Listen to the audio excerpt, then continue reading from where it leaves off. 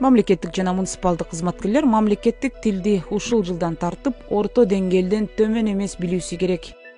Мындай тиешелүү чечимге Минкап төрагасы Адылбек Касымалиев кол койду.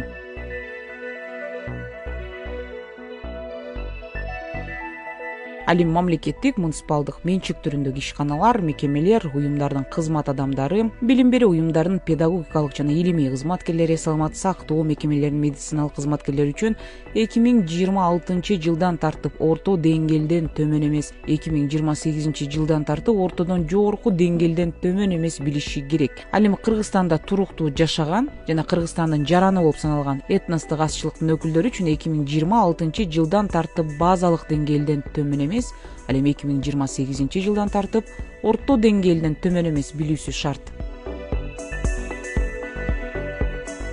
Ошондой эле консультация берүү, эл алдында презентация кылуу, чыгып сүйлөө, расмий жазуу жүзүндөгү тексттерди даярдоо менен байланышкан кызмат адамдар, кызматкерлер үчүн иш берүүчү мамлекеттик тилди билүүгө бул чечимде белгиленгендерге караганда кыйла жогору талап коюуга укуктуу деп аныкталды.